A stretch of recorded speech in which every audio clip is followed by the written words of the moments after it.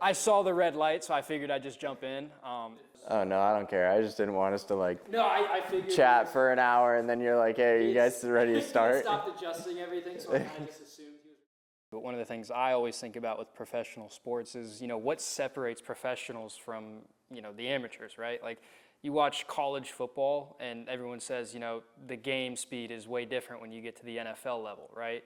Yeah. But, I mean, they're all running the same speeds. They're all running 4.5 40s. They're all, just as good at catching or just as good at route running or like ball carrier vision, stuff like that, right? So what is the jump between college and, professional sports? What is the jump from amateur racing to professional racing? What makes the professionals so good? What is that factor that, most racers don't have? Yeah, that's a good question. I don't know that anybody has the answer. I mean, I think it's got to be just like having an all-inclusive, like, well-rounded interest and knowledge set. Like, I don't know, I can't speak as much to football per se, but at least in racing, like, you gotta have money one way or another. To make money, you have to start with a lot of money. So it's like, you gotta either A, have the money to start, or B, learn how to find money. And so that's been one of the most interesting things that this whole Pikes Peak thing has kind of taught me, is how to go out and find money. Because I never really did that before. I had a couple of small sponsors. I had reached out to people here and there, but you got to be brutal and pretty persistent to actually find money for racing. So the first thing I did want to ask about was the financial goal. You had a way of getting that money, and can you just talk to me about that process and what it means for you? I knew going into this the publicity power that this story would have. I've done a little bit more research now, and I've found that there was a quadriplegic that ran Pikes Peak a few years ago in a UTV, and then there was a paraplegic that ran Pikes Peak in a race car a few years ago, and he didn't finish at all. So, I mean, this is a pretty crazy accomplishment if we can pull it all together. The media publicity that this could get is pretty insane. And I knew that if I went about it the right way, this could bring in a good amount of money for just for the media opportunity alone. There are tons of brands out there that are spending hundreds of thousands of dollars every year on marketing expenses. So I guess my goal was to get through Pikes Peak without spending a dollar out of my own pocket. A large majority of racing, you'll end up in the hole at the end of the day. I mean, it's a very expensive sport.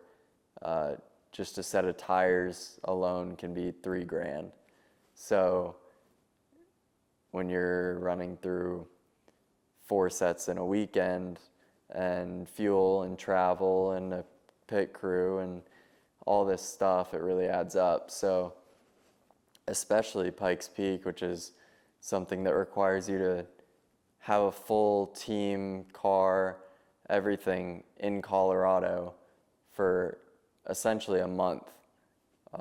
So the expenses add up. If I was able to raise enough money that I didn't leave in the hole, I think that's a huge accomplishment for me, and a really big step in the right direction towards racing at a sustainable level. So that was my goal. And so far I've raised a couple $100,000 for this one-day event. I'm super proud of that.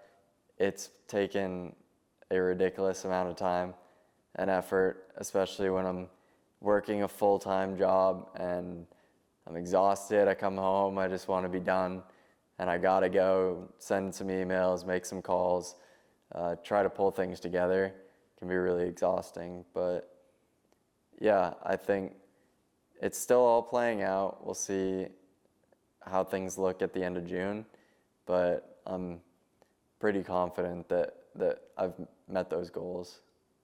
Right, and that kind of leads me to my next question, right? You aren't just making money for the sake of bringing in money. You are actively working towards this goal of Pikes Peak. You're going through training, you're bringing together a team, and that's what that money is going for.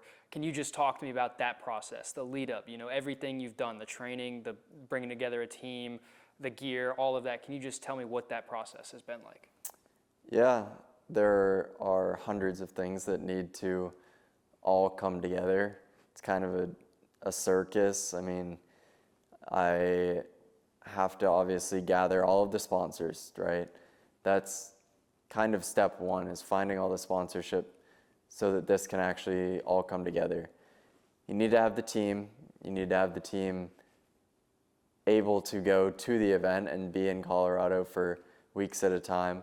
You have to have housing for that. You have to have all the travel planned out for that. You have to have the car wrapped with a wrap that's personalized to all these sponsors that you've recently gathered. It has to get designed by somebody. You also have to have your suit, the helmet, the gear, everything representative of the sponsors, because that visual publicity is a lot of what they're paying for. So you're going through all of that. And then on top of all of that, sometimes you forget, I also have to be the driver. I have to be the one that takes that car from the bottom to the top of this mountain in under 10 minutes or whatever time you're shooting for safely.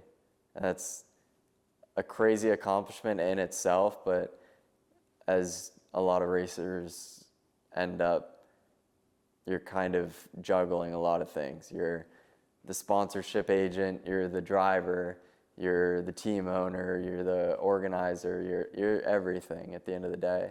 Nobody else is going to make it all come together for you. So, yeah, it's pretty hard to juggle all of that, juggle a social life, and also having a full-time job, and not forgetting that you need to get to the track, you need to get to the gym, you need to treat your body right, and you need to be on the simulator. You need to do all the things that will result in a successful outcome at the end of the day. So it's definitely not easy. Right, and it absolutely can't be easy, especially alone, but you aren't alone. You have an amazing support system in your family, your girlfriend. Can you just talk about, everything they've done, how big of a help they've been in this process? Like you said, this could not have happened without everybody that's been a part of this, from the individuals to the corporations. I mean, I have to get up, get to work, get sponsorship figured out, get into my simulator, get to the gym on a daily basis. All these things have to happen, and I definitely require more help than the average person. So having a super supportive family that's always right by my side, it can't be overstated. I mean, my dad is going to be taking work off this Friday to come with me to South Carolina to go to the track so I can keep practicing. That's not something that is easy for any father to do while having a full-time job himself and managing a family. My girlfriend is at pretty much every single event. She's also the ear that I can yap to when I am having difficulties with sponsorship or difficulties with getting a car wrap designed, all these little things that are a mental burden. She can be super helpful with that as well. On top of the close family, my extended family and friends and supporters all around the world are a huge help. A couple of months ago, I started pushing out some little merch just for fun, see how it would do, if anybody would like it. And I had a great response from that. So it's been super cool to see the entire community come together around this and be supportive of what I'm trying to do. So yeah, family, friends, the whole community, all my sponsors, it really couldn't happen without every single thing falling into line.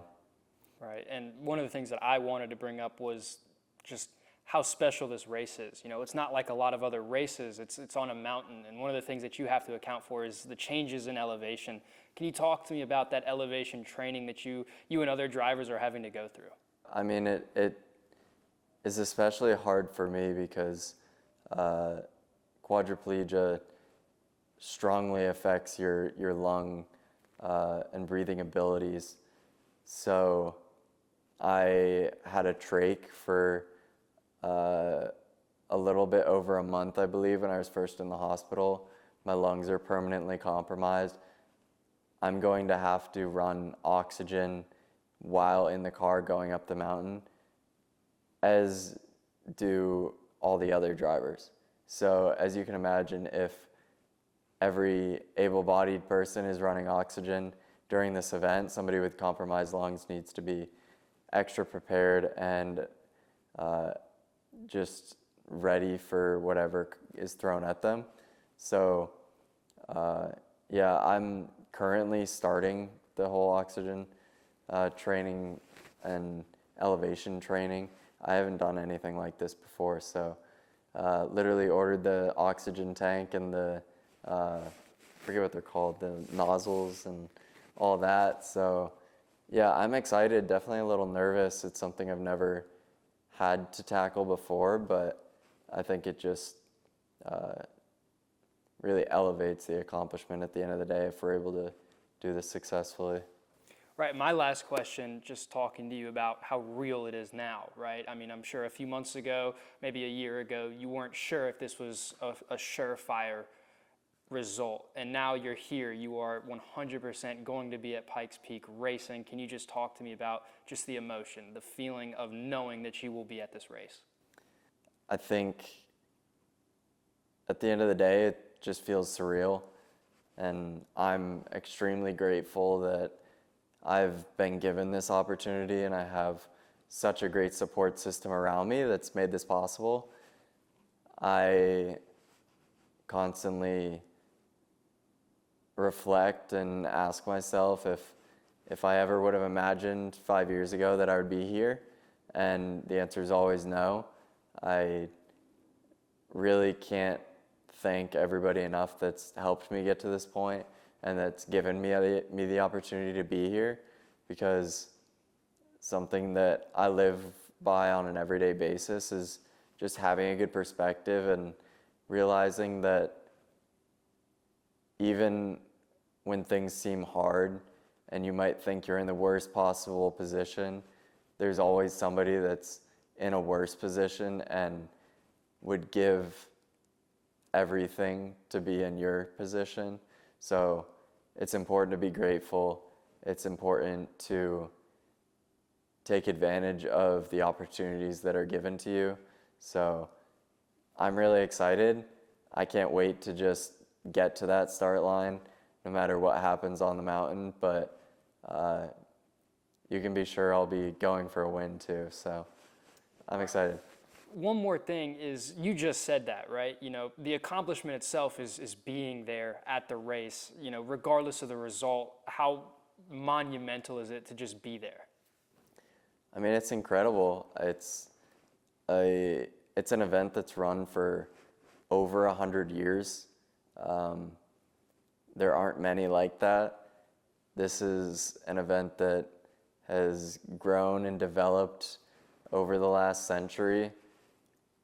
Anybody that can get even to the start line is honored to be there. I will certainly be honored to be a part of it.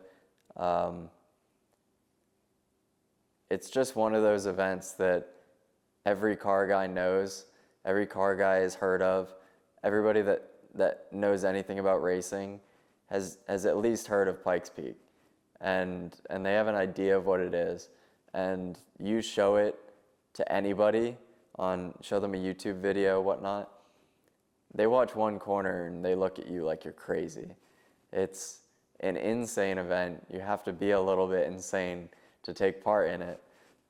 So yeah, it's really surreal even just to get to the start line. And kind of like we've been saying, 90% of the accomplishment comes before you even get to Colorado. Actually getting all of the sponsors and the car ready and the team ready and yourself ready, that's the biggest accomplishment. Almost to the point where you don't care what happens on the mountain, which is really special. There aren't too many events like that where you don't really care what happens, you just care that you're there, you enjoy the moment. So yeah, I think I'm just gonna enjoy being there and hope for the best, but like I said, I'll obviously be in the back of my mind, I'll be hoping to win, so we'll see what happens. Perfect. Anything you'd like to say to all the people that'll be supporting you during your race? Just thank you, and don't give up on yourself, right? I think a lot of people will look at somebody in a worse situation and think, oh, like poor them, or they even might think, oh, I can't complain. Look at the situation that they're in. I can't complain. And I think it is important to realize that we all have our struggles. We're all going through our own thing. But I do hope that I can go out and kind of inspire some people to go out and believe in themselves and realize that they can control their own destiny. And the slogan that we're running on the car and we'll have on a lot of the team equipment for Pikes Peak is that you don't need muscles to be strong. I think that's something that speaks volumes, whether you look at it from a paralysis standpoint or a mental health standpoint. Your strength can come from a lot more than just the muscles you have. A lot of your strength comes from what you're able to tell yourself personally, internally, whether you can look at yourself and say, I'm gonna wake up, I'm gonna go give it my best effort today, and be grateful for the position that you're in, and just realize that you don't need to look strong to be strong. You can battle through whatever life throws at you. So yeah, I'm just extremely grateful that the opportunity has been pushed my way, and I can't thank everybody enough, from my family, my girlfriend, my supporters, my friends, Yokohama Tire, Insta360, Mobile One, BMW, Rooster Hall Racing, High Fives Foundation. It's a really incredible group that we've put together. So yeah, I'm excited to see what comes of it all.